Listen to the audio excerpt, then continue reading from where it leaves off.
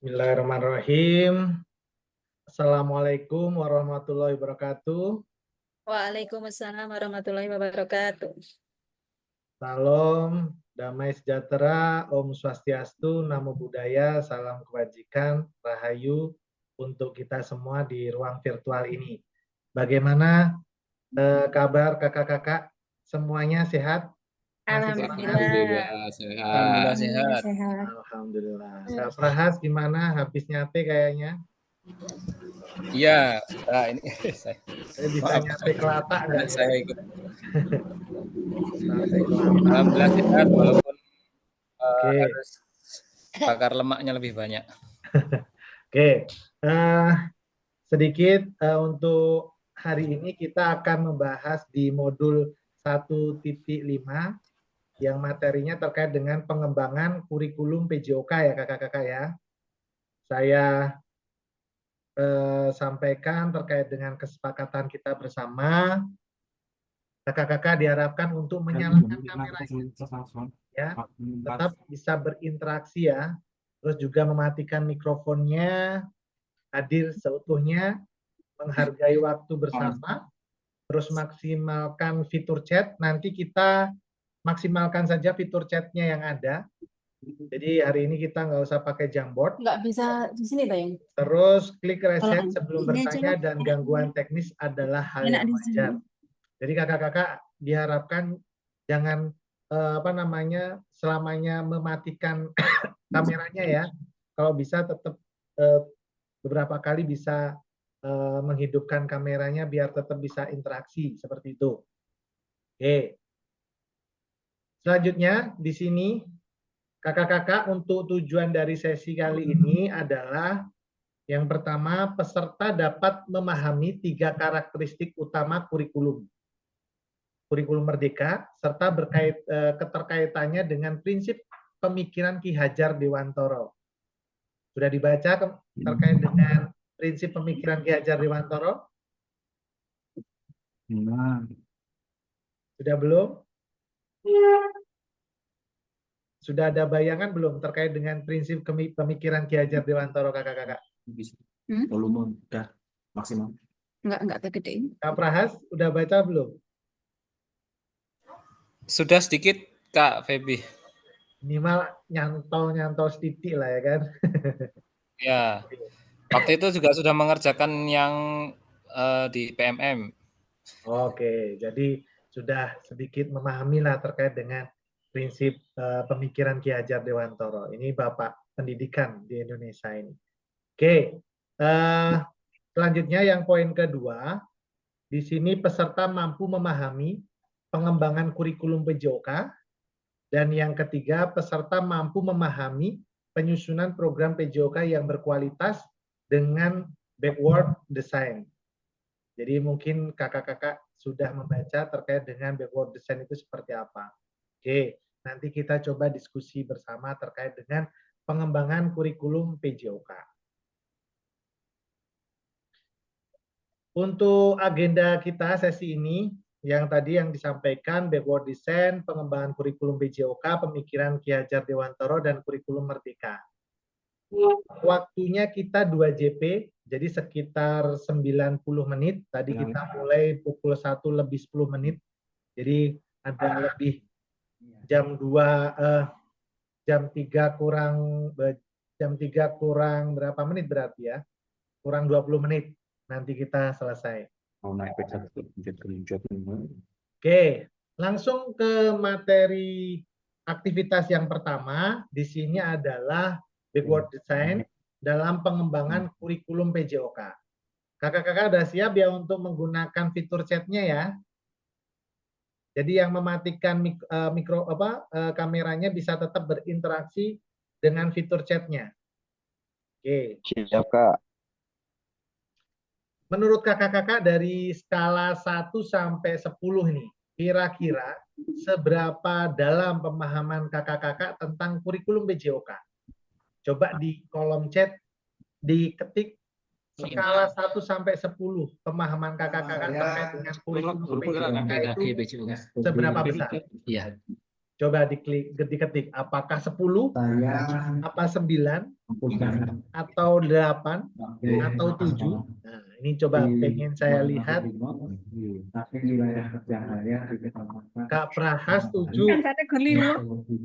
Kak Yuda 5, jadi Enggak bawa. pada Kak Zul 7, Kak Bambang 6, Kak Nuni 6, Kak Joko 6, sebelum Kak Ayana 5, dari Kak Kurniawan 7, 6, 6.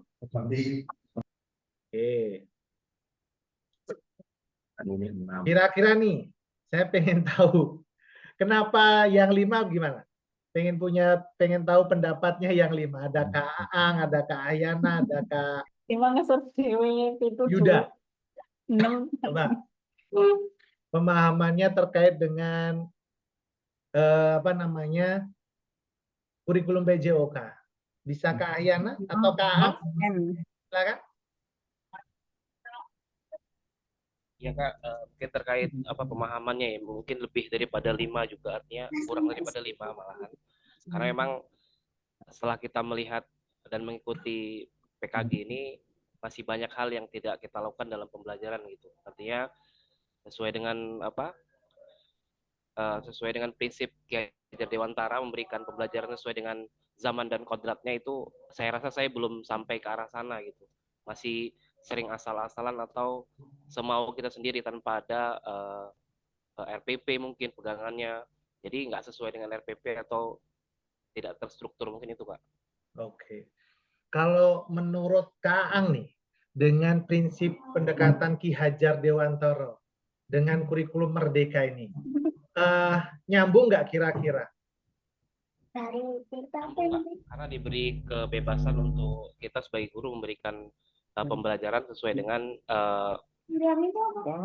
tintak yang ada di kelas seperti itu. Jadi tergantung dari apa namanya si peserta didik ya Kak. Jernih banget Sebentar ya, ada tamu nih, mahasiswa mau bimbingan, sebentar aja dulu. Iya Kak, silakan Kak. Izin. Tunggu ya. sebagai diri kepala di akhirnya yang Ya, bikin punten ya. Bisa itu. Betulnya udah ada belum? ada Gimana? di grup. Mas, nanti habis asar saya kampus. Tahu di Zoom-nya? Nanti dihubungin aja. Habis asar mau tenis saya. Ya. Oke. Jadi prinsip Ki Hajar Dewantara ini yang saya lihat sangat membantu sekali, dan Merdeka Belajar pun ke arah sana gitu. Karena memang memberikan pendekatan inklusif ya. Jadi menganggap peserta didik ini adalah seperti mutiara yang mempunyai kelebihannya masing-masing, begitu ya kakak-kakak ya. Oke.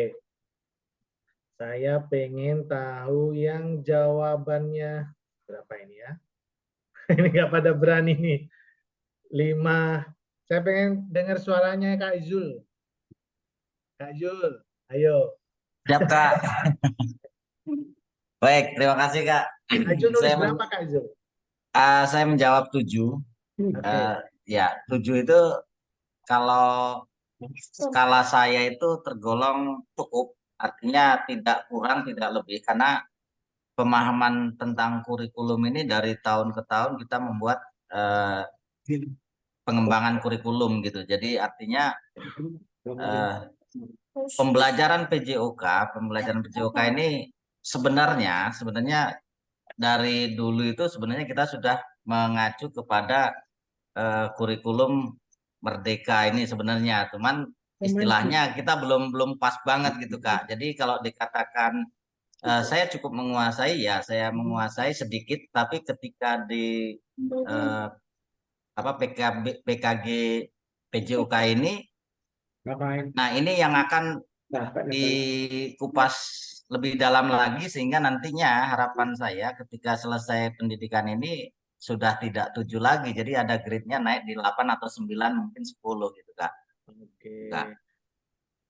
Untuk Kak Yul, nanti di rename ya Kak Yul, biar namanya hanya singkatan Kak Zul aja. Ya, Kak. Apa namanya? Untuk capaian pembelajaran yang sekarang di kurikulum Merdeka ini sudah pernah baca kan Kak? Sudah, sudah. Sudah ya. Karena kan memang itu menjadi panduan. Tahun berapa itu Kak untuk undang ininya, aturan di capaian pembelajarannya di kurikulum Merdeka? Kan pembelajaran ini kan sekitar mulai ininya tahun 2020 berapa itu ya? 2022 kalau nggak salah ya. Atau 21 ya. Nanti apa namanya? Sambil dibuka lagi, apakah tahun 2003 juga? Nah, nanti sambil dilihat terkait dengan capaian pembelajaran, karena nanti akan sangat mempengaruhi dalam membuat sebuah rencana pembelajaran kan, kakak-kakak semua terkait dengan capaian pembelajaran itu. Oke, yang masih 5 dan 6, coba ditingkatkan lagi nih. Nah, nanti. Yang 6 siapa ini kira-kira? Yang 6. Yang mau ngomong siapa? Kak Bisri? Baik, Kak. Oke. Gimana Kak Bisri? Sehat? Alhamdulillah sehat, Kak. Saya menuliskan 6 karena saya di lapangan belum 100% ya. Dalam arti pembelajaran itu bisa dalam artian memenuhi kebutuhan selama ini dan masih dalam satu komando. Kita belum melihat bagaimana murid kita, kebutuhan murid kita. Sehingga ada beberapa siswa yang menurut saya setelah mengikuti PPPKG PJOK ini termarginalkan, bukan termarginalkan, yang modul kemarin itu ada kaitannya begitu, sehingga udah harapan saya nanti setelah selesai PPKG PJOK ini bisa mengajar saya itu berpusat pada murid gitu, Kak. Oke, terima kasih Kak Bisri. Saya tanya ke Kak Nuni. Kak Nuni, Aduh. yang nulis 6 ini. Nggak apa-apa Kak Nuni. Kak Nuni dalam membuat sebuah perencanaan pembelajaran, mau pakai RPP atau modul Kak Nuni? Iya, dua-duanya Kak. Karena Dua. kemarin yang kelas 3 ini masih kurikulum 13. Oke. Oke. Pas pada saat membuat sebuah RPP atau modul, Kak Nuni melihat kurikulumnya enggak? Iya, Ya, iya ya. Oke. iya. Kalau sudah melihat kurikulum berarti alurnya sudah benar. Kan gitu. Benar ya Kak ya? Jadi jangan Iya, Kak. sampai rencana pembelajaran yang kakak-kakak buat ini tidak melihat kurikulum yang yang ada terkait dengan membuat sebuah perencanaan pembelajaran. Oke, saya menanyakan satu orang saja. Semoga yang lainnya pun juga saat membuat sebuah perencanaan pembelajaran melihat kurikulum yang ada. Seperti itu. Oke. Oke, selanjutnya pertanyaan terkait dengan apa tujuan dari adanya pelajaran PJOK di sekolah. Coba diketik di kolom chatnya masing-masing terkait dengan apa tujuan dari adanya pelajaran PJOK di sekolah. Silakan kakak-kakak diketik terus dikirim untuk di kolom chat.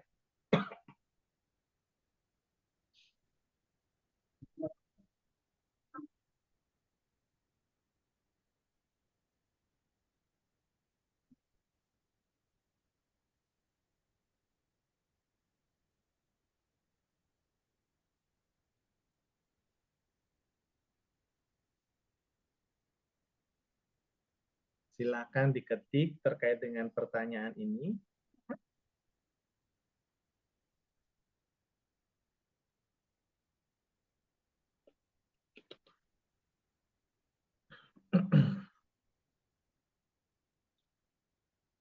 Yang sudah bisa diketik, oke. Oke.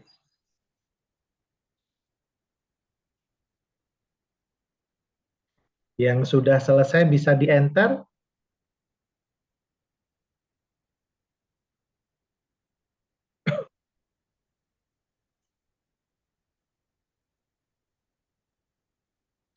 Oke, mendorong pertumbuhan fisik Keterampilan motorik, emosional, dan sportivitas. Itu dari Kak Sri.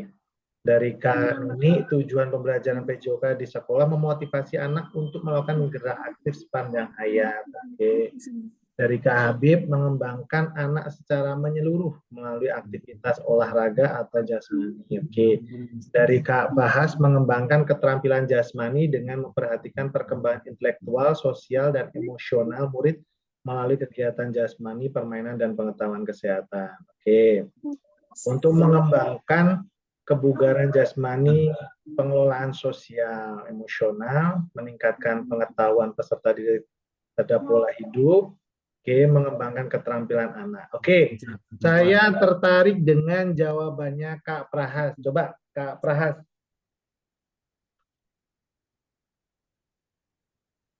Mana Kak Prahas? Siapa?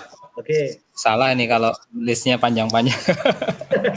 Nggak salah, saya tertarik malahan. Biar nanti kita coba bahas bersama. Nggak salah, Kak. Silakan, Kak. Iya, ya, Kak. Apa ini, Kak? Jadi tujuan dari PJOK di sekolah. Ya, Kak. Ya, sesuai dengan yang saya tulis tadi, yaitu PJOK bisa tujuannya adalah untuk mengembangkan, yang utama adalah dari keterampilan jasmaninya dulu.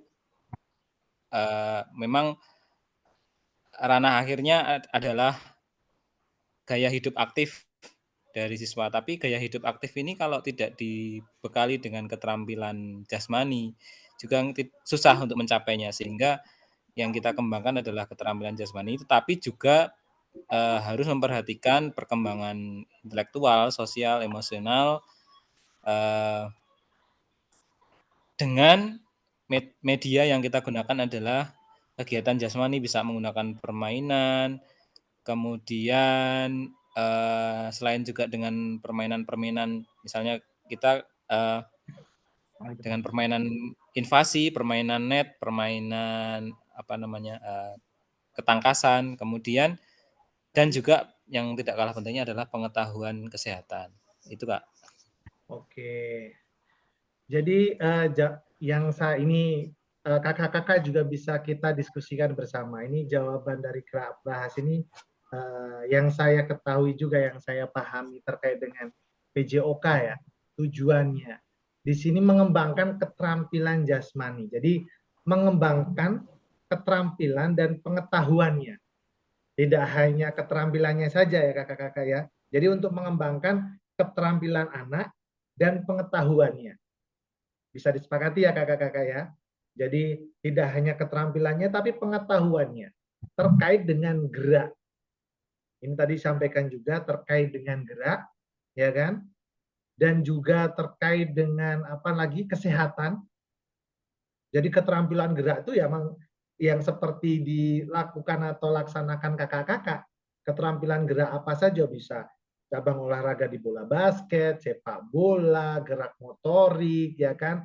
Baik lokomotor, non lokomotor, manipulatif, itu keterampilan gerak. Mengembangkan keterampilan dan pengetahuan itu. Selain itu juga terkait dengan kesehatan juga. Tidak hanya terkait dengan gerak, tapi dengan kesehatan juga dan sikap. Kalau dalam asesmen itu ada penilaian psikomotor, terus afektif dan kognitif. Jadi memang dari segi itu memang ada. Jadi mengembangkan pengetahuan dan keterampilan terkait dengan gerak, terus terkait dengan kesehatan dan sikap, seperti itu. Sikap itu juga bisa terkait dengan kedisiplinan, ya kan, tanggung jawab, sportivitas, seperti yang disampaikan Kak Sri, dan lain sebagainya dari segi sikap. Bisa disepakati ya kakak-kakak ya terkait dengan PJOK di sekolah. Jadi untuk mengembangkan keterampilan gerak dan pengetahuan terkait dengan gerak, kesehatan, dan sikap. Seperti itu. Izin Kak Febi, mungkin satu yang ketinggalan tadi, literasi fisik. Literasi? Fisik, physical literasi. Oh bisa, jadi literasi fisik. Itu juga lebih ke memberikan ke pengetahuannya berarti ya Kak Prahasya. Kalau literasi fisik itu. Ya, jadi pengetahuan terkait dengan fisik. Jadi memang ada unsur keterampilannya, mengembangkan keterampilannya seperti melakukan praktek, tapi juga memberikan pengetahuan juga. Tidak hanya mereka bisa saja, tapi mereka juga mengetahui, oh terkait dengan gerak itu seperti ini, oh terkait dengan kesehatan seperti ini, oh terkait dengan sikap seperti ini. Seperti itu ya kakak-kakak ya. Oke. Ini terkait dengan tujuan dari adanya pelajaran PJOK di sekolah. Selanjutnya, ini hanya untuk menyampaikan, menurut capaian pembelajaran PJOK, Kurikulum Merdeka tahun 2024, pendidikan jasmani, kesehatan, dan olahraga PJOK bertujuan sebagai pembelajaran bagi peserta didik dalam yang pertama, mengembangkan, menerapkan, dan mengevaluasi keterampilan, konsep, strategi gerak yang akan menjadi disposisi untuk berpartisipasi dalam berbagai aktivitas jasmani dengan penuh kepercayaan diri, kompetensi, dan kreativitas. Yang kedua, membantu dan memberi dukungan mereka dalam memilih gaya hidup sehat dan aktif secara jasmani. Jadi ini dari segi pengetahuannya juga perlu, karena ini terkait dengan gaya hidup sehat, dari segi kesehatan tadi. Terus juga membangun dan menerapkan keterampilan sosial dan emosional melalui konteks pembelajaran yang menekankan nilai-nilai fair play, kerja tim, dan inklusivitas. Ya, ini dari segi sikap tadi yang dijelaskan. Ya. Terus menanamkan apresiasi dan mengembangkan sikap positif untuk aktif secara jasmani sepanjang hayat sebagai upaya peningkatan keseluruhan kualitas hidup.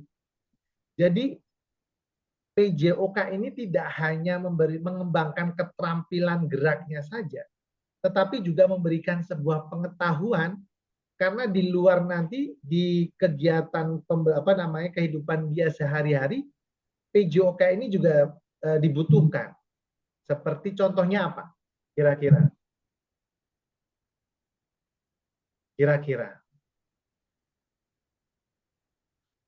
Terkait dengan aktivitas gerak. Ada terkait dengan motorik gerak lokomotor, melompat. Coba nih lagi main si anak tek tek tek tek.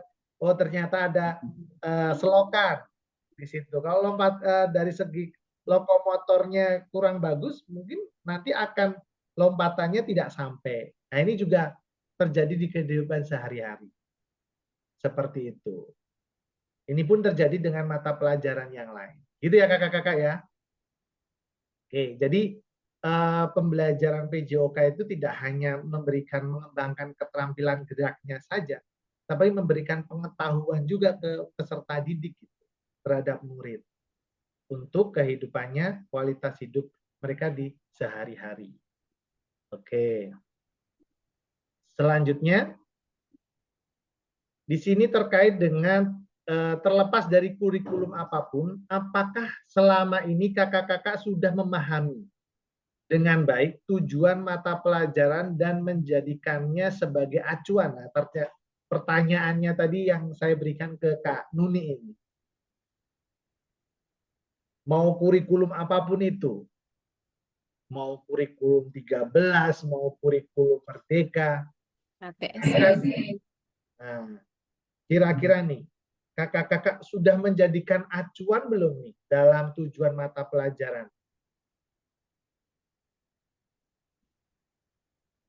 Ada yang berpendapat? Saya tanya satu-satu ya, kalau belum. Kak Meta, mikrofonnya masih ya. Iya.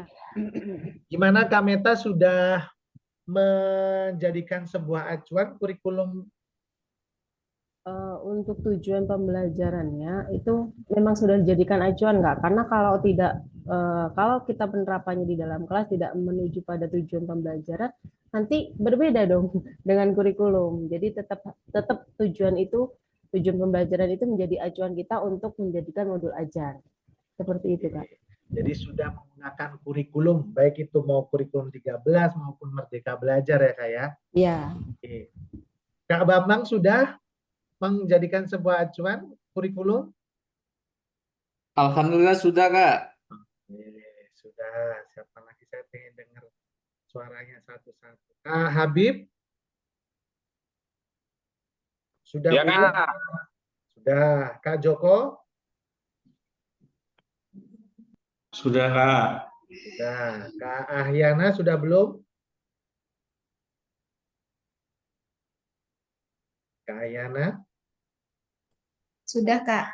Sudah. Kak Iya. Mukarram sudah belum? Sudah, Kak. Oke.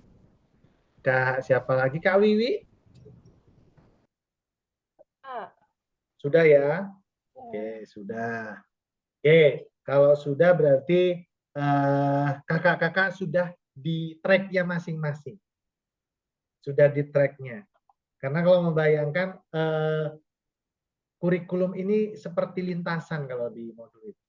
Jadi lintasan lari ya, kita harus mengikuti menggunakan lintasan itu kan. Kalau di luar lintasan kira-kira ini melanggar nggak kira-kira? Melanggar. Melanggar. Kalau di atletik di luar lintasan kan diskualifikasi. Kartu merah, Pak. Kartu merah kalau di sepak bola. Mungkin di atletik juga ada kartu merah ya. Ada juga kartu merah. Jadi memang kurikulum ini menjadi sebuah acuan yang memang harus digunakan dalam proses pembelajaran dan menentukan tujuan pembelajarannya. Jadi alhamdulillah di sini kakak-kakak sudah menggunakannya, menggunakan kurikulum ini sebagai acuan. Oke, sudah mantap. Selanjutnya, dalam konteks kurikulum merdeka, apakah tujuan-tujuan ini bisa dicapai? Kira-kira? Bisa. Kak Nuni, pendapatnya?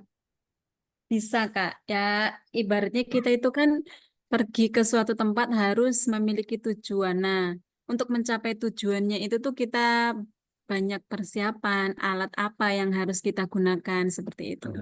Kendaraan apa, terus siapa saja yang terlibat di situ gitu kan. Kayak kita, gurunya, murid, atau rekan sejawat, siapa yang bisa membantu kita dalam mencapai tujuan tersebut. Begitu, Kak.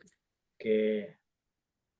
Kalau melihat dari kurikulum yang ada, ya kan, kurikulum yang ada terus diturunkan menjadi sebuah perencanaan atau kurikulum satuan pendidikan di sekolah kakak emasnya masing-masing nih.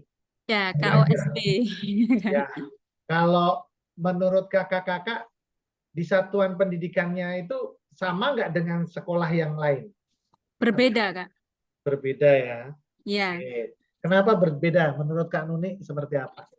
itu tergantung dari iklim sekolahnya, Kak. Misalnya saya mengajar di daerah pesisir itu akan berbeda dengan guru yang mengajar di perkotaan atau di pegunungan, begitu.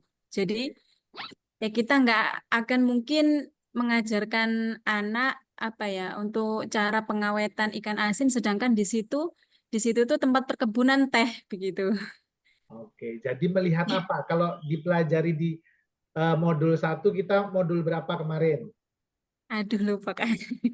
Terkait dengan apa? Terkait dengan apa modulnya? Judulnya terkait dengan apa? Coba yang tahu. Kita harus melihat apa? Nggak usah ininya, cuman judulnya terkait dengan apa? Kita harus melihat apa? Pelajaran berdiferensiasi. Di modul. Diferensiasi? Diferensiasi. Karakteristik peserta didik. Dilihat dari judul modulnya ya. Ayo. Coba diingat lagi. Apa kira-kira? Dilihat dari Basis aset ya. pemanfaatan aset. Aset. Gitu ya Kak ya. Jadi aset kemarin kan banyak. Ya, tadi saya mengikuti apa yang disampaikan Kak Nuni sebenarnya penjelasannya. Jadi di daerah pesisir, di daerah perkebunan berbeda pasti. Itu apa itu maksudnya, maksud saya? Oh Ya kan? iya, Terkait aset dengan ya, Kak. aset, pemanfaatan aset. Ya kan kemarin yang disampaikan yang udah kita bahas, makanya kita balik lagi tuh. Pemanfaatan aset baik aset sosial, aset fisik, aset apa lagi? Manusia dan lain sebagainya.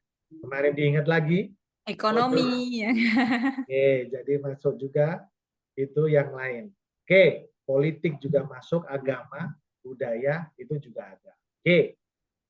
Jangan lupa ya kakak-kakak di modul sebelumnya. 38. Oke, jadi melihat dari setiap satuan pendidikan, kurikulum di satuan pendidikan itu pasti akan berbeda-beda kurikulumnya. Karena melihat itu aset yang ada. Oke. Memahami tujuan umum penting sebagai acuan untuk memahami muara akhir pembelajaran. Untuk mencapai tujuan umum ini, pemerintah sudah menurunkannya ke dalam CP dan mempersilahkan guru atau satuan pendidikan untuk menurunkannya lagi ke dalam TP. Ya, jadi kakak-kakak sebenarnya pemerintah ini udah menurunkannya dalam capaian pembelajaran kan? Sudah punya belum CP-nya? Sudah Kak. Sudah ya? Sudah Kak. Oke, jangan sampai belum nih. Kalau belum nanti saya share ke grup untuk CP-nya. Oke. Jadi ini menjadi sebuah acuan. Ini yang menjadi acuan tadi. Oke. Selanjutnya, bagaimana memastikan agar pengajaran yang kita lakukan ini benar-benar menyasar tujuan pembelajaran? Karena di sini seringkali pengajaran langsung fokus pada materi atau aktivitas apa yang harus dilakukan murid. Coba dari pertanyaan ini, siapa yang ingin menyampaikan pendapatnya?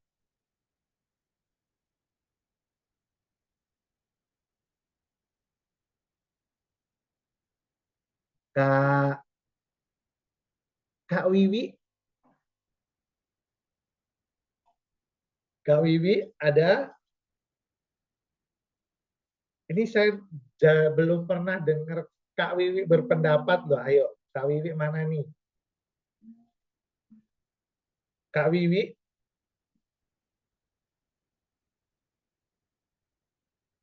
Kak Wiwi belum kasih respon. Yang lain? Kak siapa? Kak Joko? Atau Kak Yuda? Mumpung bisa kasih respon, Kak Yuda. Dilihat dari pertanyaan ini, bagaimana memastikan agar pengajaran yang kita lakukan benar-benar menyasar tujuan pembelajaran? Cek. Bisa dengar suara saya, Kak? Bisa? Oke, silakan Kak Yuda. Jadi kita sampaikan dulu di awal kepada peserta didik tentang apa yang akan kita pelajari. Nah, kita sampaikan juga bagaimana cara kita untuk mencapai tujuan tersebut. Gitu Pak caranya. Kalau saya untuk menyusun itu apa benar-benar tercapai tujuannya itu caranya seperti itu. Dijelaskan dulu tujuannya, lalu dipastikan dari tahap ke tahap agar tujuan itu dapat tercapai. Terima kasih Kak Yuda. Selanjutnya saya pengen dengar pendapatnya Kak Bambang. Ya Kak, izin Kak. Oke.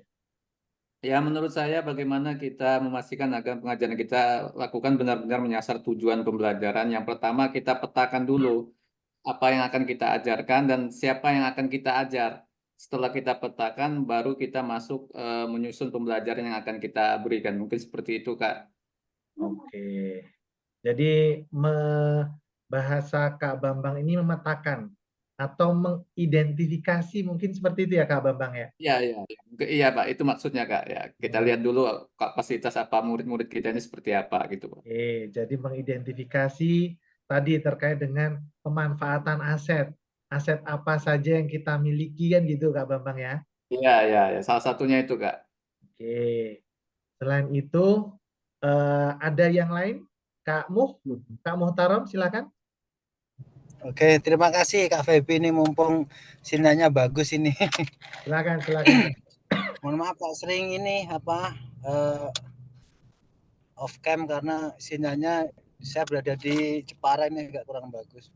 Oke, Jadi kalau silakan. menurut saya Kak Febi, bagaimana memastikan pengajaran kita itu benar-benar sesuai dengan tujuan, tentunya kita harus menggunakan alur yang sudah ditetapkan. Contohnya kita menggunakan RPP yang sudah ada. Nah, itu kita laksanakan dengan baik gitu loh. Insya Allah kalau kita laksanakan dengan baik, kemudian melakukan refleksi, semua tahapan-tahapan itu kita lakukan, insya Allah nanti tercapai pada tujuannya. Karena memang perangkat pembelajaran itu sudah didesain tujuannya untuk supaya pembelajaran itu tercapai. Itu mungkin dari saya, Kak Febi.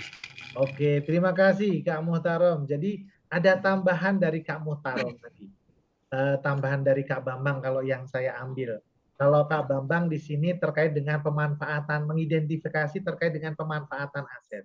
Kalau di sini Kak tambahannya dari Kak Muhtarom itu juga setelah kita melakukan sebuah refleksi. Nah, tambahannya. Jadi kita melakukan sebuah refleksi, mungkin pembelajaran sebelumnya yang dilakukan, ya kan?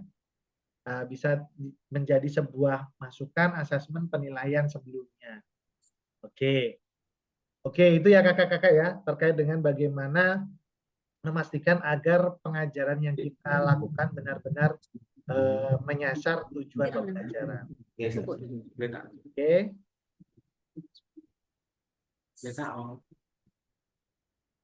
Di sini terkait dengan proses backward design dalam pengembangan kurikulum.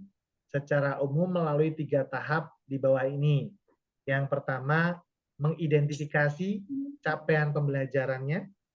Terus yang kedua, menentukan metode penilaiannya terkait dengan asesmen. Terus yang ketiga, merencanakan pengalaman belajar dan strategi pembelajarannya.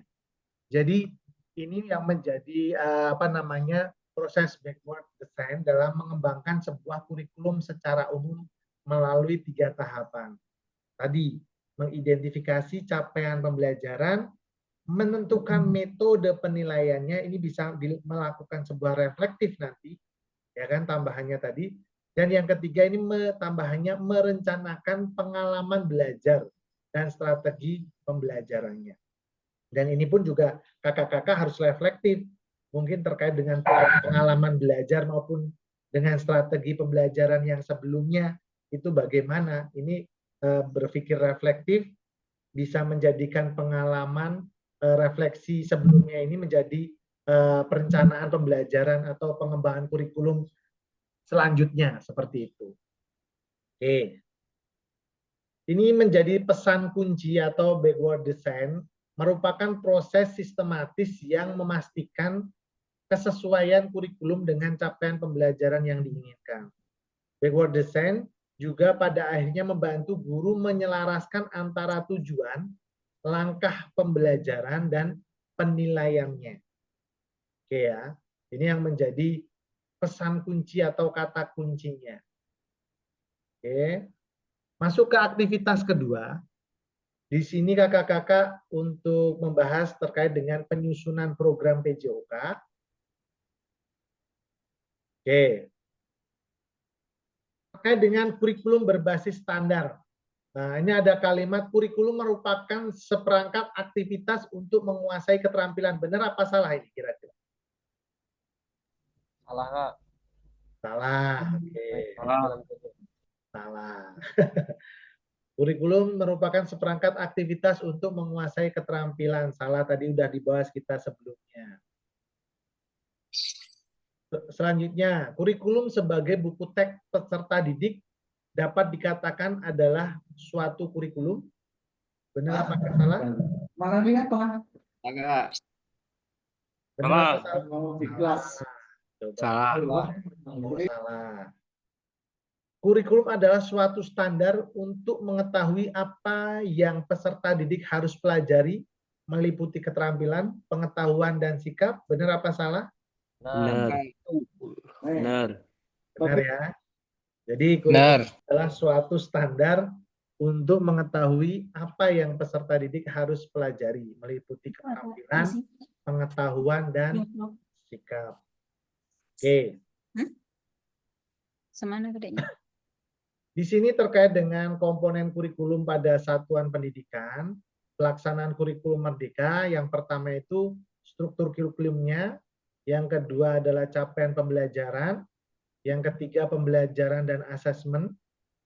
Ini yang perlu dikembangkan sekali terkait dengan dipelajari juga bagaimana macam-macam asesmen atau penilaian ini penting sekali. Saya juga nanti pengen tahu bagaimana kakak-kakak melakukan sebuah asesmen. Yang keempat, penggunaan perangkat ajar. Terus yang kelima, kurikulum satuan pendidikan. Komponen kurikulum satuan pendidikan dikembangkan dan digunakan di satuan pendidikan, terdiri dari karakteristik satuan pendidikan, visi, misi, dan tujuan satuan pendidikan, pengorganisasian pembelajaran, dan perencanaan pembelajaran. Tadi yang disampaikan tadi, jadi memang di satuan pembelajaran itu kurikulum ini akan pasti berbeda-beda. Kan seperti itu. Karena melihat dari tadi aset maupun kita melakukan sebuah refleksi terkait dengan pembelajaran sebelumnya atau sebelum membuat sebuah perencanaan pembelajaran. Oke. Ini mengapa kurikulum operasional berbeda antara satuan pendidikan? Ini sebenarnya sudah dijelaskan tadi. Agar bermakna, kurikulum operasional satuan pendidikan dikembangkan sesuai dengan konteks dan kebutuhan peserta didik dan satuan pendidikannya. Ini bisa menjadi kabar gembira bahwa kepada Bapak dan Ibu atau kakak-kakak dapat menyusun program yang relevan dengan kultur gerak di mana peserta didik tinggal. Tadi yang disampaikan Kak Nuni, di daerah pesisir dengan daerah perkebunan mempunyai karakteristik gerak yang berbeda-beda. Makanya kurikulum di satuan pendidikan bisa berbeda-beda antara dengan satuan pendidikan yang lain. Begitu ya Kak Nuni ya, dan kakak-kakak yang lain. Oke. Mari berbagi cerita pada saat kakak-kakak menyusun kurikulum. Ini ada 3 pertanyaan. Siapkan kolom chatnya, kakak-kakak. Oke, pertanyaan yang pertama ini kakak-kakak silakan ditulis jawabannya di kolom chat.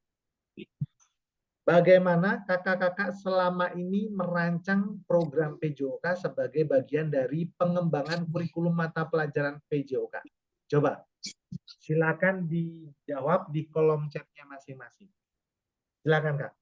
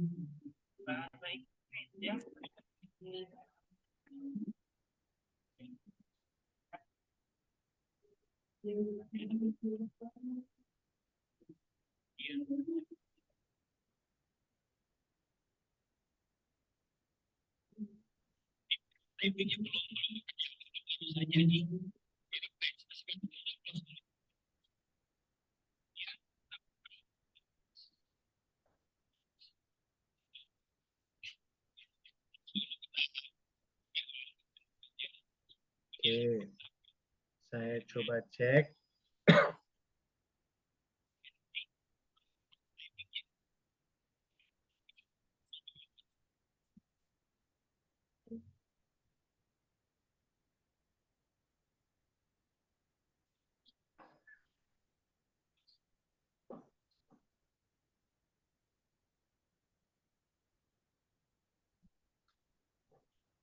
Silakan kakak-kakak yang sudah bisa di-enter. Kalau sudah.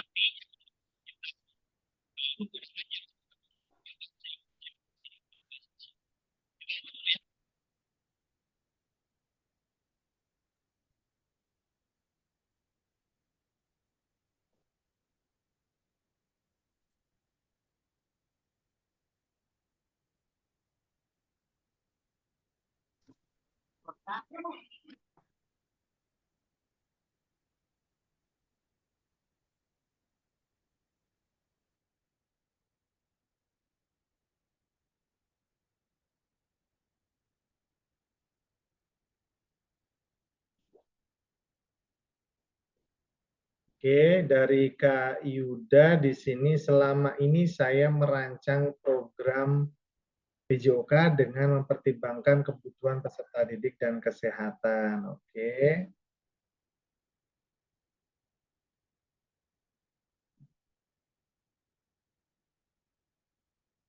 Dari Kak Kurniawan, menentukan capaian pembelajaran yang harus dicapai, menentukan pembelajaran secara kontekstual, dan memberi pembelajaran yang inklusif. Oke. Dari Kak Joko, menganalisis kebutuhan siswa dan menyusun tujuan dan sasaran pembelajaran. Oke. Dari Kak Zul, melihat capaian pembelajaran yang akan diturunkan menjadi modul ajar. Oke. Yang lain? Silakan yang lain untuk Jangan lebih gede lagi nggak? di kolom chat.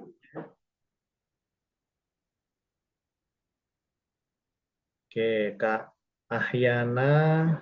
Selama ini saya merancang program PJOK dengan memahami tujuan yang akan dicapai, memahami materi dan waktu yang ada, memperkirakan kemampuan awal peserta didik, dan memperkirakan fasilitas, sarana, dan prasarana yang ada sebagai bagian dari pengembangan kurikulum mata pelajaran PJOK. Perencanaan pembelajaran yang disusun berdasarkan prinsip-prinsip yang sesuai Saya ikut kegiatan PPDB ini mau ke Surabaya saya, Pak. pelaksanaan pembelajaran yang kondusif Lihat dalam rumah saya di sana. pencapaian tujuan pembelajaran. Di Sidoarjo sih, Pak. Oke. Kondusif dalam mencari tujuan. Oke, dari Kak Bambang. Dalam pengembangan kurikulum PJOK selama ini saya merancang berdasarkan pengalaman gerak apa yang akan diajarkan ke peserta. Oke. Dari Kak Aang, saya merancang mengikuti sesuai dengan capaian pembelajaran, sesuai dengan CP, TP, ATP, dan merancang pembelajaran yang disesuaikan. Oke. Selama ini dari Kak Prahas, saya merancang program PJOK dengan mengenali karakteristik, kemampuan, minat, dan kebutuhan belajar peserta didik. Kemudian menggunakan berbagai metode yang menarik dan interaktif, seperti pembelajaran berbasis proyek, pembelajaran kooperatif, dan pembelajaran berbasis pengalaman. Oke. Dari Kak Nuni, saya merancang program PJOK sebagai bagian dari pengembangan kurikulum mata pelajaran PJOK. Satu, menganalisis kebutuhan. Yang kedua, perencanaan program yang sesuai dengan keadaan iklim. Sekolah saya mengajar, pelaksanaan program, dan evaluasi. Dari Kak Habib, saya merancang program PJOK atau pembelajaran PJOK menyesuaikan dengan sarana dan prasarana yang ada di lingkungan sekolah dan juga melihat dengan SDM peserta didik untuk menyesuaikan pembelajaran. Oke. Yang lain yang belum mengisi di kolom chat bisa diisi di kolom chat ya Kak ya. Biar tetap interaktif walaupun tidak menghidupkan kameranya. Oke. Silakan, saya pengen ini Kak Ahyana memberikannya agak lebih lengkap ini kayaknya. Coba saya pengen dengar penjelasannya atau pendapat dari pengalaman Kak Ahyana dalam menyusun sebuah atau merencanakan program PJOK.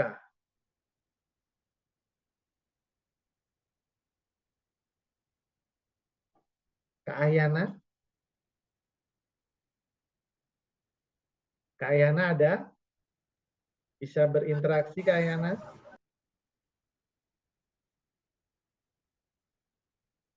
Suara saya bisa didengar?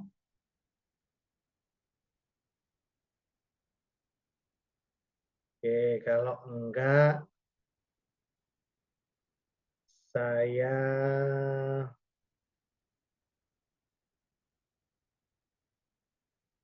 Kak Habib, mana Kak Habib? Ya, Kak. Oke, coba Kak Habib,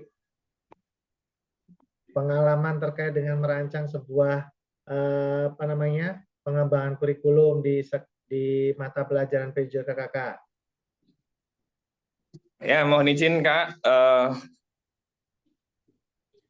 Sebuah pengalaman yang mungkin pernah saya lakukan dalam merancang program PJOK di sekolah saya. Yang pertama,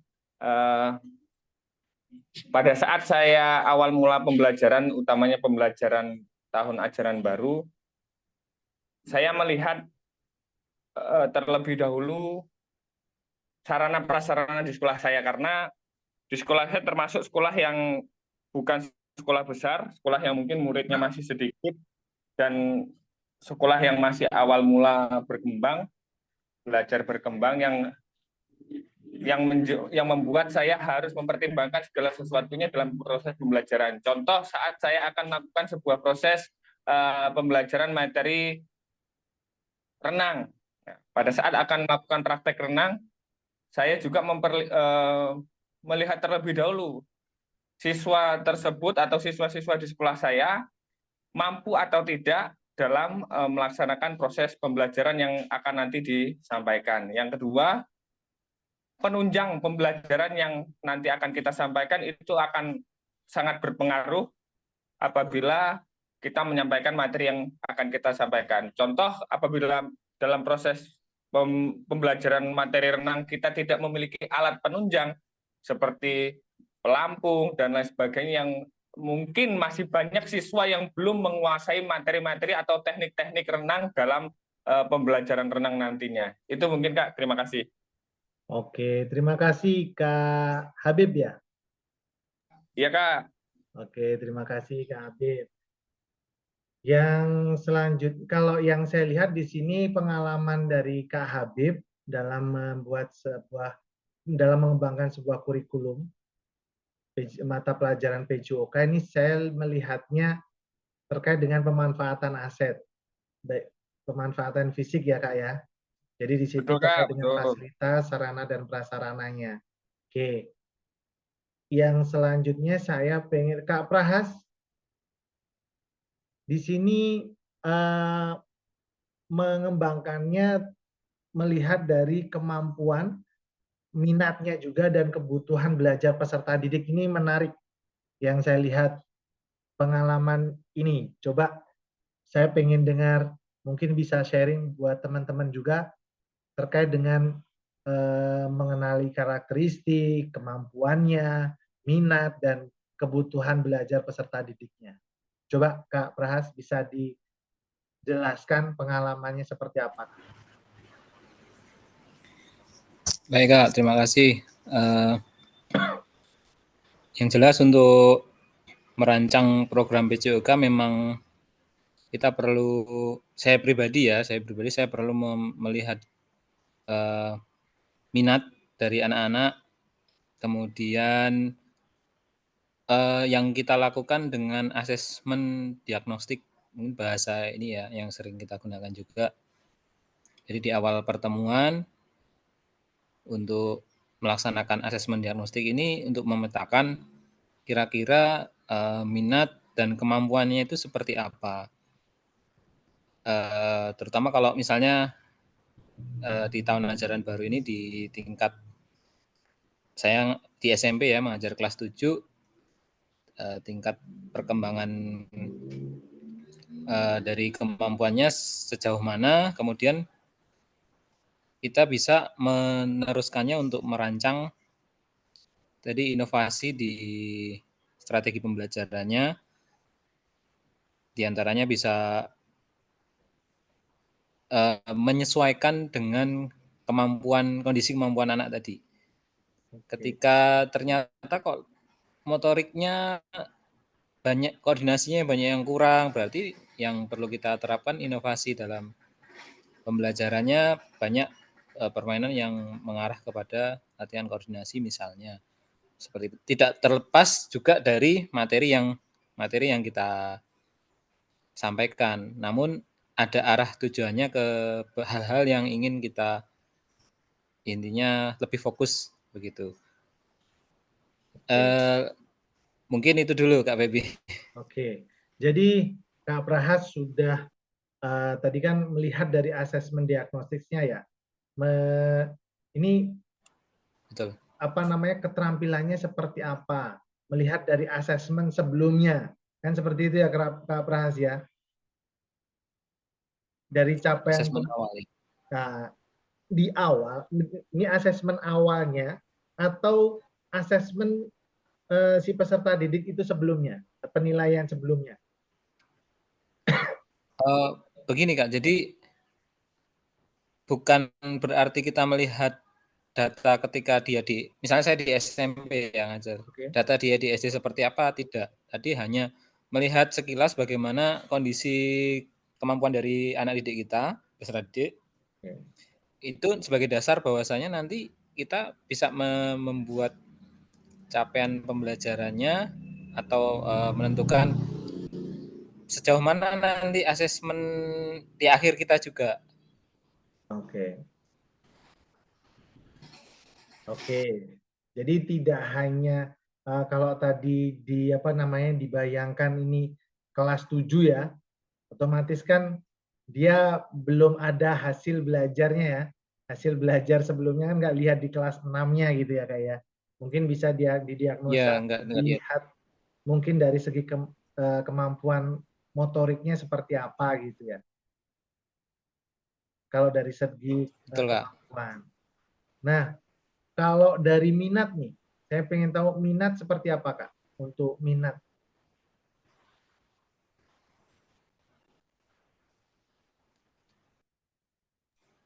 Oke, untuk dengan minat siswa dari apa yang disampaikan oleh siswa ketika kita melaksanakan diagnostik awal itu bisa kita kalau saya biasanya menggunakan pemanasan di permainan pemanasan itu Kak. Jadi ada anak yang ternyata kok minatnya dengan permainan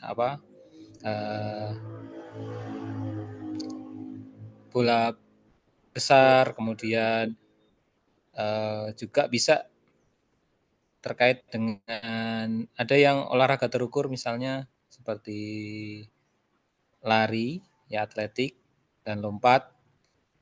Nah, lebih ke arah pembagian materi ini Kak.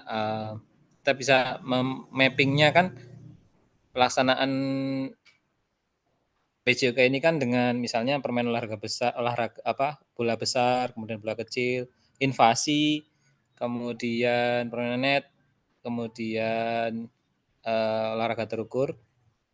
Nah, dari sini juga melihat terutama juga yang tidak kalah pentingnya kalau dari awal seperti ini kita bisa melihat bakatnya juga. Karena memang ini yang mungkin saya pengen juga diskusi ini, Pak Febi, terkait kita sebagai tadi disampaikan program PJOK itu kan tujuannya untuk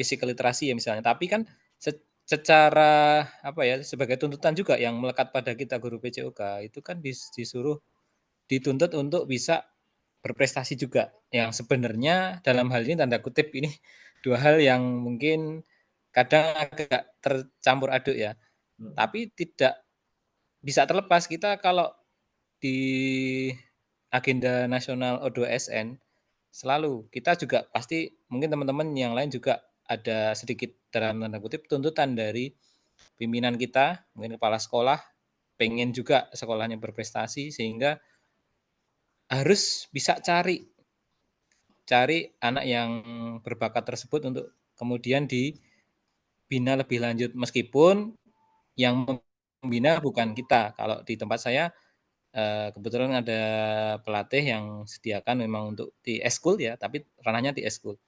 Tapi itu juga yang menjadi motor penggeraknya ya kita guru PJOK untuk bisa melihat mapping tadi minat dan bakat ya. Maaf, mungkin minat dan bakatnya.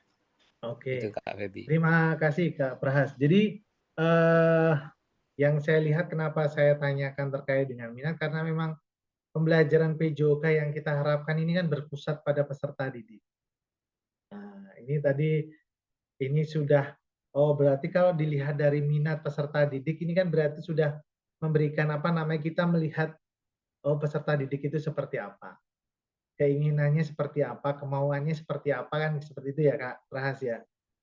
Oke, yang itu yang saya tanyakan terkait dengan minat. Oke. Terus pertanyaan tadi menarik juga terkait dengan tuntutan. Memang di sekolah itu terkait dengan aset politik maupun pimpinan di sekolah ya. Biasanya pimpinan sekolah itu yang menuntut itu. Mungkin itu ya terkait dengan capaian terkait dengan prestasi sekolahnya. Tetapi kita bisa membedakan antara ini kegiatan intra kurikuler atau ekstrakurikuler kan seperti itu, atau kegiatan di dalam pembelajaran atau di luar pembelajaran.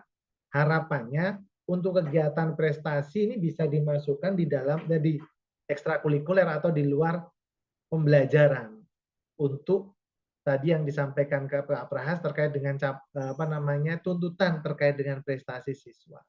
Kalau masuk dalam PJOK, pembelajaran PJOK ya itu mungkin terlalu berat dan memang bukan dari sebuah tujuan pembelajaran PJOK.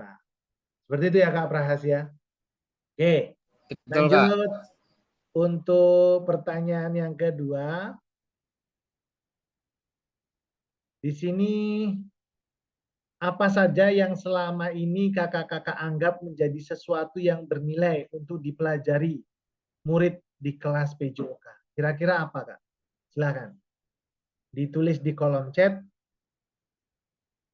Diharapkan semuanya bisa memberikan komentar.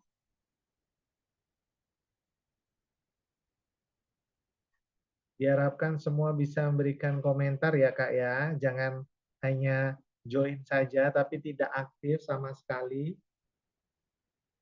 Nanti di absensinya dianggap tidak hadir.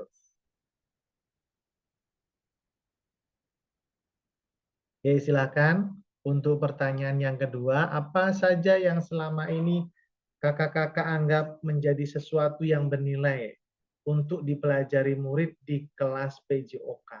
Kira-kira apa, Kak?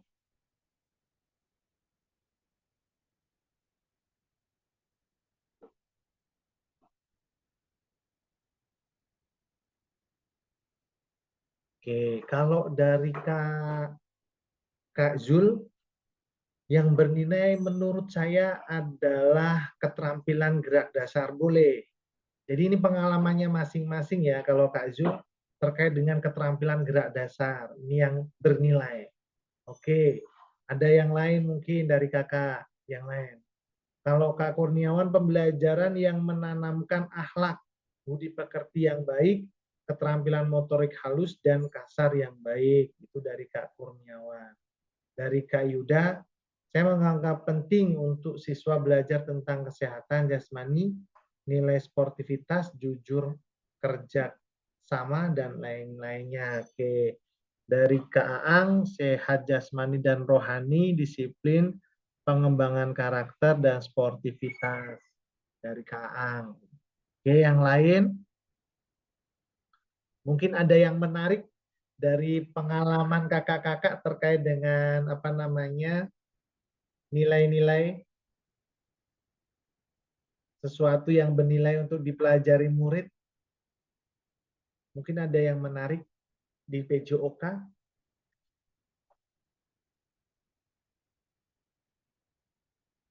Silakan yang belum menulis.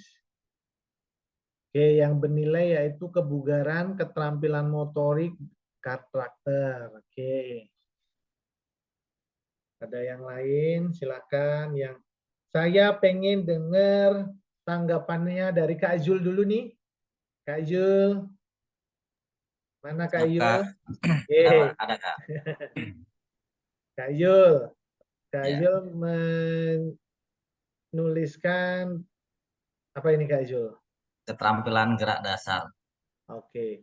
Ya, Hal yang bernilai ya. iya.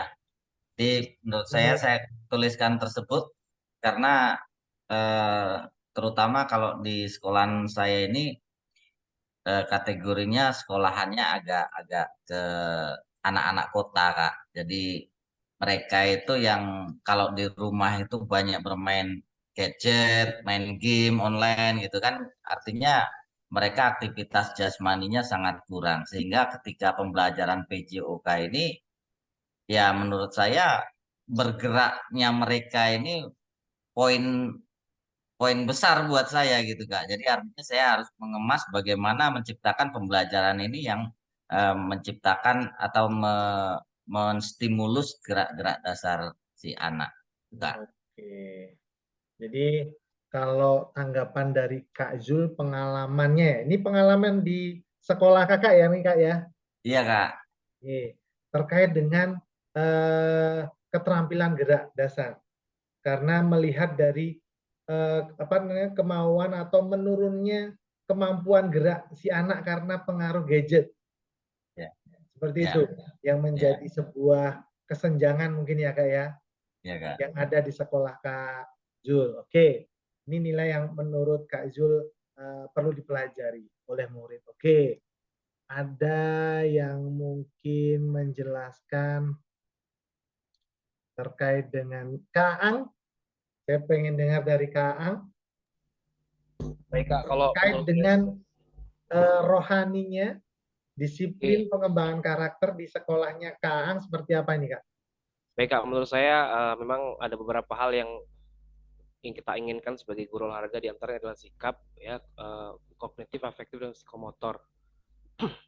Kalau dari segi afektif sendiri, sikap itu kita bagaimana siswa itu bisa jujur, bertanggung jawab, kemudian kerjasama antar tim ketika dalam permainan, disiplin, kemudian menjadi karakter yang baik seperti yang diinginkan P5 ya. Kemudian juga bagaimana caranya siswa selain dari afektif dari sikap tersebut, siswa juga bisa dari sisi kognitifnya, karena memang kita kadang-kadang itu lupa dari sisi kognitif kita sering di lapangan tanpa kadang-kadang anak kita kasih materi gitu, seperti itu.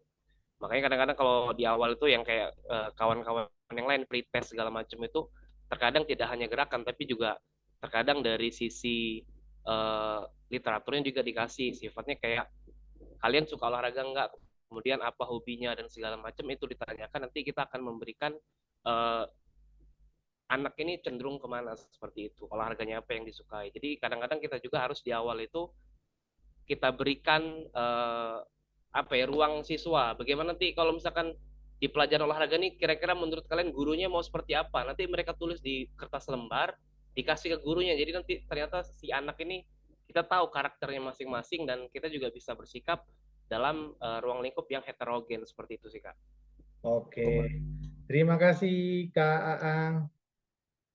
Ini terkait yang menjadi pertanyaan mungkin terkait dengan sikap, ya. Di sini ada nilai-nilai disiplin, pengembangan karakter yang tadi disampaikan oleh Kak Aang ya. Mungkin lebih contohnya jelas lah. Ini pengalaman buat kakak-kakak. Saya pengen tahu dari segi pengetahuannya. Ada yang nulis nggak ya pengalamannya ya dari segi pengetahuannya? Tadi juga sudah dijelaskan sama Kak Ang. Jadi di awal melakukan sebuah pretest, mengetahui kemampuan pengetahuan awalnya. Nah, treatmentnya ini seperti apa yang saya pengen ketahui tadi. Kak Ang juga sudah menjelaskan, tapi pengen ada yang bisa diperkuat lagi mungkin terkait dengan pengetahuan. Oke, ada nggak nih kira-kira ya?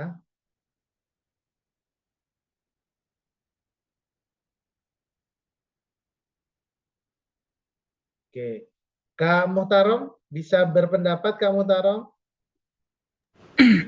Ya, terima kasih. Terkait dengan pengetahuan Kak. Oke, terima kasih Kak Febi.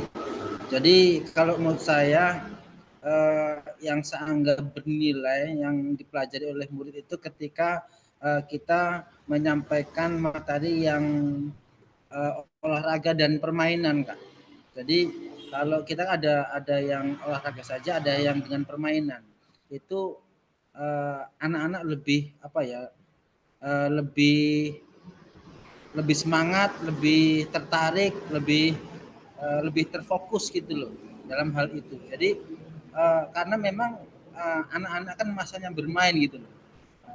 Jadi kalau saya yang sudah saya alami itu misalkan antara misalkan senam lantai itu ya dengan kita permainan sepak bola dengan voli itu mereka akan tertarik yang ada permainannya gitu loh, yang ada menantangnya kan memang mungkin jiwanya masih seperti itu yang saya anggap apa ya ada nilainya di situ, artinya ternyata anak-anak ini masih dalam apa ya menyukai permainan daripada olahraga yang tidak ada permainannya, artinya ada tantangannya seperti bulu tangkis ya, itu kalau dibanding dengan lompat tinggi itu mereka akan lebih terfokus, kita lebih enak dalam menyampaikan ketika yang sudah ada permainannya gitu kan. Oke, terima kasih Kak Muhtaram. Terkait dengan pengetahuan ini, harapannya kakak-kakak ini bisa memberikan, tadi juga disampaikan, literasi gerak, atau selain literasi gerak pun juga literasi terkait dengan kesehatan maupun dengan sikap melalui PJOK. Jadi pengetahuan yang diberikan kepada peserta didik untuk kehidupan sepanjang hayat dia, untuk kehidupan sehari-hari dia, untuk kehidupan anak tersebut di masyarakat. Maksudnya itu, untuk dari segi pengetahuan. Tidak, jadi mereka mengetahui PJOK terkait dengan gerak, terkait dengan kesehatan, terkait dengan sikap, itu bisa diterapkan di dalam masyarakat, di kehidupan sehari-harinya itu. Jadi tidak hanya sebatas memberikan sebuah pengetahuan, oh ini pengen mengetahui saja. Sampai di mana sih pengetahuannya terhadap mungkin di sepak bola atau terhadap apa namanya pelajaran motorik yang lain. Nah, tapi gerak atau pengetahuan ini bisa dimanfaatkan di kehidupan panjang hayat peserta didik untuk kegiatan peserta didik itu di masyarakat, baik itu dari segi gerak, keterampilan gerak, kesehatan maupun sikapnya. Jadi di luar pun di masyarakat nanti nilai-nilai di PJOK itu ada nilai tanggung jawab yang diberikan. Akhirnya nilai-nilai tanggung jawab ini bisa dimanfaatkan di masyarakat. Oh, tanggung jawab ternyata di dalam PJOK itu disuruh untuk apa namanya datang tepat waktu, hadir tepat waktu, atau bisa tanggung jawab terkait dengan kesehatan buang sampah di tempatnya, bisa memilih oh untuk organik, oh untuk anorganik. Ini bisa juga dimanfaatkan di luar di masyarakat nantinya, tidak hanya di dalam pembelajarannya PJOK saja. Nah, maksud pengetahuannya ini bisa dimanfaatkan di kehidupan sepanjang hayat, di kehidupan di masyarakat. Seperti itu maksudnya ya kakak-kakak ya. Oke. Selanjutnya pertanyaan yang ketiga. Di sini bagaimana kakak-kakak akan mengintegrasikan itu semua ke dalam proses pengembangan kurikulum mata pelajaran PJOK yang sekarang berlaku. Nah, kira-kira seperti apa nih jawabannya kakak-kakak? Silakan dijawab di kolom chat. Silakan dijawab di kolom chat.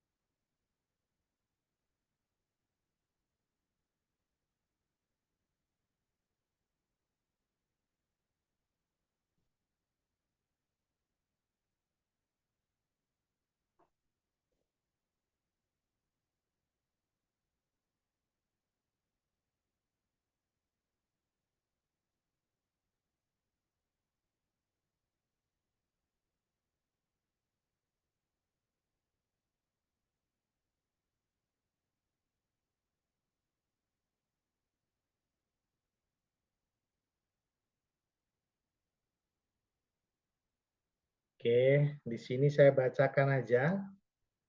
Saya ingin membacakan saja, jadi harapannya karena masih ada satu aktivitas, waktu kita tinggal 20 menit, saya bacakan hasil catatan dari kakak-kakak. Silakan untuk ketik di kolom chat.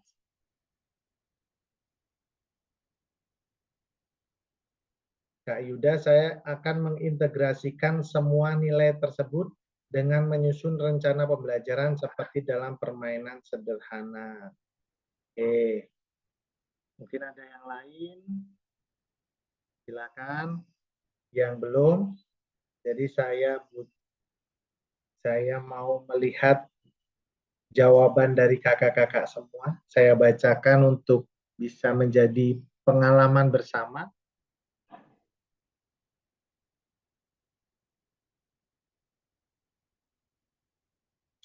Dari pengguna Zoom ini, Kak Supeno kayaknya. Saya akan sesuaikan dengan kebutuhan siswa yang ada. Oke, yang lain, Kak Habib, dengan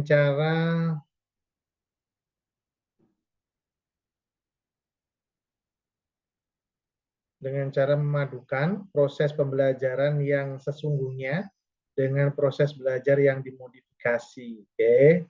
Dari Kak Meta, pengintegrasiannya bisa diterapkan dengan menerapkannya kepada mata pelajaran lain, bisa dengan aktivitas fisik ringan dan mata pelajaran lain. Oke. Dari Kak Kurniawan, saya mengintegrasikannya dengan pembelajaran yang menerapkan untuk di kehidupan sehari-hari dan menggunakan teknologi untuk mengembangkan pengetahuan yang lebih luas. Oke. Dari Kak Zul, memasukkan nilai-nilai karakter siswa ke dalam rencana pembelajaran. Oke. Silakan yang belum. Kakak-kakak yang lain bisa melihat dan membaca di kolom chat-nya. Yang lain bisa melihat dan membaca di kolom chat jawaban dari kakak-kakak yang lain. Silakan. Jadi kita belajarnya dari jawaban kakak-kakak yang lain. Oke, untuk pertanyaan yang ketiga. Silakan yang lain untuk mengisi di kolom chat dan yang lain bisa membacanya dari pengalaman kakak-kakak yang lain. Dari Kak Prahas,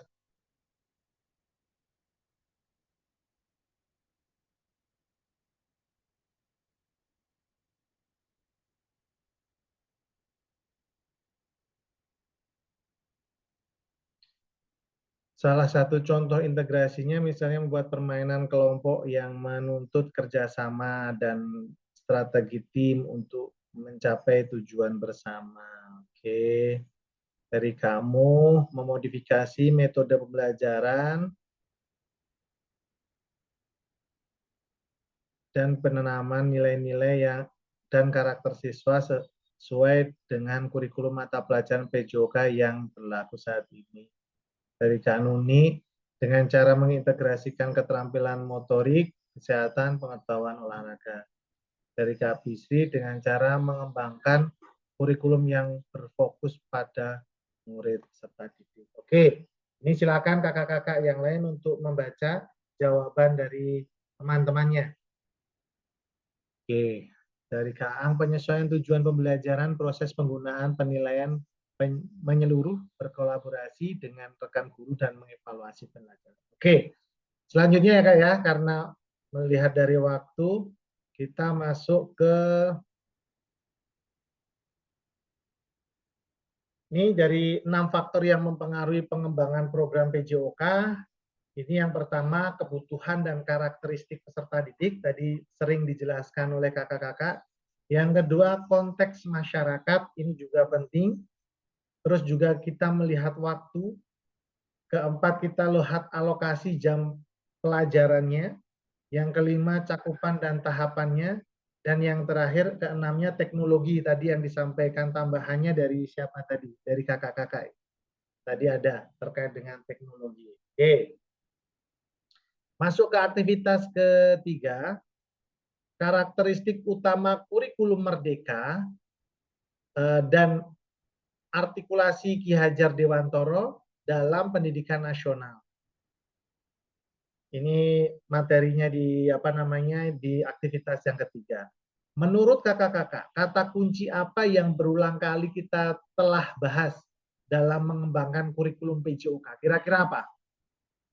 Ada yang mau berpendapat terkait dengan pertanyaan ini?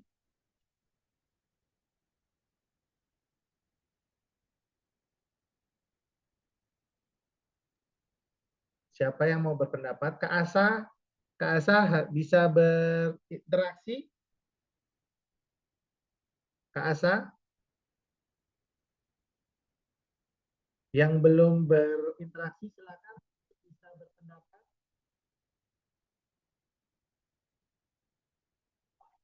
Ada tidak? Kak. Siapa ini? Saya Kak. Coba, Kak. Oke, silakan Kak. Ya, terima kasih. Untuk kata kunci yang sering kita bahas dari awal sampai akhir ini adalah pembelajaran yang berpusat kepada murid. Ya, jadi itu Kak kayaknya Kak. Jadi pembelajaran yang akan kita kemas ini ya harus berpusat kepada murid dan sesuai dengan kebutuhannya. Itu kata kuncinya Kak. Terima kasih. Oke, dari Kak Zul yang kata kuncinya kembali lagi tetap di modul-modul sebelumnya. Pembelajaran yang berpusat pada murid. Seperti itu ya Kak ya? Oke, ada yang lain mungkin yang ingin berpendapat? Selain yang berpusat pada murid, tadi apa Kak Zul?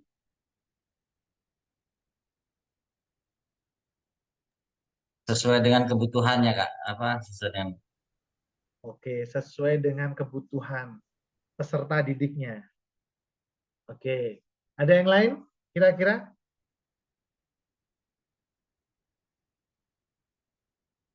Kata kuncinya? Di sini Kak, kata kuncinya satu Kak, pengembangan pembelajaran Kak. Menurut saya. Apakah suaranya pelan? Pengembangan pembelajaran. Oke, pengembangan pembelajaran. Pengembangan pembelajaran atau pengembangan kurikulum ini kira-kira? Lanjut lagi malah. Oke, tambah ya. Oke. Emang kayak gitu ya. Kalau saya sendiri olahraga emang agak susah kalau untuk mikir ini. Enak langsung cespleng di lapangan. Mbak kalau udah dibaca 2-3 kali Kak, kadang-kadang kalau ditanya lagi apa tadi ya, kayaknya dibaca tapi lupa gitu. Oke, pengembangan pembelajaran. Ada Kanuni kira-kira apa Kanuni? Refleksi. Refleksi kalau Kanuni. Oke, melakukan sebuah refleksi, reflektif. Dari Kak Muhtarom ada atau Kak Meta? Mungkin bisa tentang proses sistematis yang setara dengan tujuan pembelajaran. Jadi tujuan tetap kuncinya adalah tujuan pembelajarannya. Jadi kita itu tetap meruntut kepada tujuan pembelajaran. Oke, sistem yang sistematis gitu ya. Dan menuntut tujuan pembelajaran. Yang selaras dengan tujuan pembelajaran. Yang selaras dengan tujuan pembelajaran. Oke. Sistematis itu berarti berurutan sesuai dengan tahapan-tahapannya, gitu ya Kak Meta ya? Tahapan-tahapan dalam pengembangan sampai ke dalam modul ajar. Sampai ke dalam modul ajar. Jadi dari kurikulum sampai ke modul ajarnya atau perencanaan pembelajarannya, gitu Kak Meta ya? Iya. Dari Kak Prahas? Menurut saya kata kuncinya adalah sama dengan Kak Meta barusannya, tujuan pembelajaran. Kemudian terkait juga dengan strategi dan asesmen. Oke, ada terkait dengan strategi, terkait dengan asesmen. Oke, memang ini yang sering muncul, yang tadi kita bahas terkait dengan tujuan pembelajaran, terkait dengan capaian pembelajarannya, terus juga terkait dengan asesmen juga. Tadi berulang kali sering kita bahas terkait dengan pengembangan kurikulum PJOK tersebut. Oke, selanjutnya di sini apa yang telah kita bahas merupakan karakteristik kurikulum merdeka Yang pertama itu yaitu fokus pada materi esensial. Di sini adalah muatan yang paling diperlukan untuk mengembangkan kompetensi dan karakter peserta didik. Yang kedua, pengembangan kompetensi dan karakter. Di sini pengembangan kompetensi sosial, emosional, moral peserta didik. Nah, ini terkait dengan sikap atau karakter. Yang ketiga, fleksibilitas pembelajaran, yaitu kurikulum dapat disesuaikan dengan kebutuhan pengembangan kompetensi peserta didik, karakteristik satuan pendidikan, dan konteks lingkungan sosial budaya setempat tadi yang disampaikan Kak Nuni kalau yang ini. Ya, terkait dengan karakteristik lingkungan sosial budaya setempat masing-masing di satuan pendidikannya. Oke, di sini ada terkait dengan karakteristik kurikulum merdeka. Ya, ini menjadi perhatian, menjadi acuan bagi teman-teman dalam mengembangkan sebuah kurikulum. Ya, terutama kurikulum merdeka seperti itu. Seperti itu ya. Oke. Selanjutnya, di sini terkait dengan mari kita diskusikan pemikiran Ki Hajar Dewantara secara lebih jauh dan mengaitkannya dengan karakteristik kurikulum merdeka. Oke, ini terakhir terkait dengan Ki Hajar Dewantara menggarisbawahi bahwa maksud pendidikan adalah menuntun segala kodrat yang ada pada anak-anak agar mereka dapat mencapai keselamatan dan kebahagiaan yang setinggi-tingginya, baik sebagai manusia maupun sebagai anggota masyarakat. Oleh sebab itu, pendidik itu hanya dapat menuntun tumbuh atau hidupnya kekuatan kodrat yang ada pada anak-anak agar dapat memperbaiki lakunya, bukan dasarnya, hidup dan tumbuhnya kekuatan kodrat anak. Nah, kira-kira dari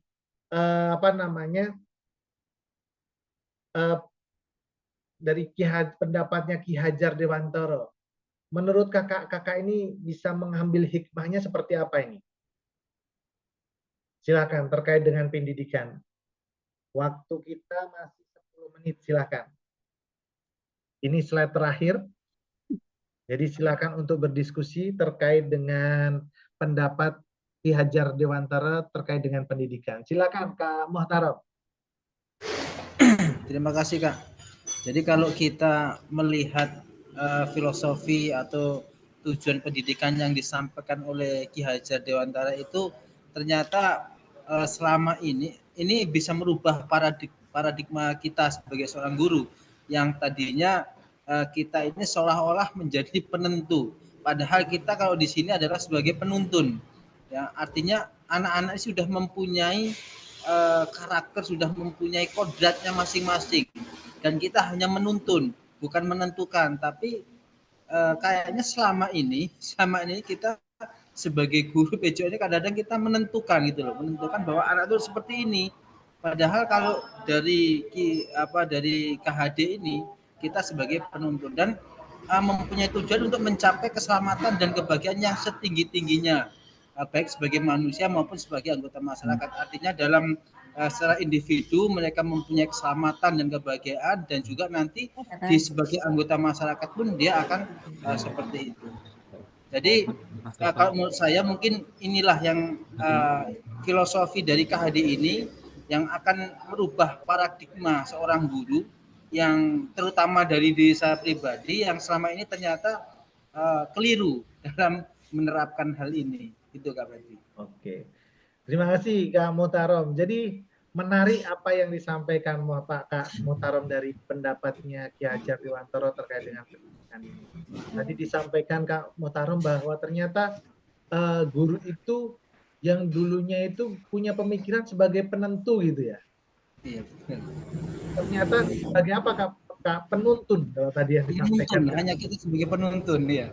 Jadi kita mengarahkan saja, mengarahkan peserta didik itu ke arah pendidikan PJOK yang seperti apa, yang berpusat pada peserta didik kan, seperti itu ya Kak Muhtarom ya. Jadi tidak, kalau dulu Kak Muhtarom itu mempunyai pandangan bahwa sebagai penentunya lah guru-guru itu. Pokoknya ini menurut mereka harus melakukan ini, pokoknya ini. Mereka harus mampu seperti ini, harus kayak gini kan gitu ya Kak Mutaro. Betul, Kak. Padahal apa namanya, pendapat Ki Hajar Dewantara ini ternyata kan sebenarnya pendapat yang sudah lama, tapi mungkin dilupakan, terlupakan mungkin ya kakak-kakak ya. Oleh karena itu kakak-kakak harus bisa kembali flashback. Memang Ki Hajar Dewantara ini memang luar biasa dalam membuat sebuah teori pandangan terkait dengan pendidikan. Jadi segala kodrat yang ada pada anak-anak agar mereka dapat mencapai dari segi keselamatannya juga dan kebahagiaan yang setinggi-tingginya, sampai ada kalimat kebahagiaan yang setinggi-tingginya baik sebagai manusia maupun sebagai anggota masyarakat. Jadi nggak hanya untuk dirinya, tapi dia juga bermasyarakatnya juga tadi. Jadi bukan hanya untuk dirinya, tapi untuk bermasyarakat juga. Oke, ada yang lain yang mau berpendapat terkait dengan pendapat Ki Hajar Dewantara terkait dengan pendidikan? Silakan, masih ada 4-5 menit. Dua pendapat menambahkan ya Kak. Silakan Kak Nuni. Iya, kita sebagai guru, yaitu tadi kata Kak Mutarom kan anak itu sudah memiliki kodrat masing-masing.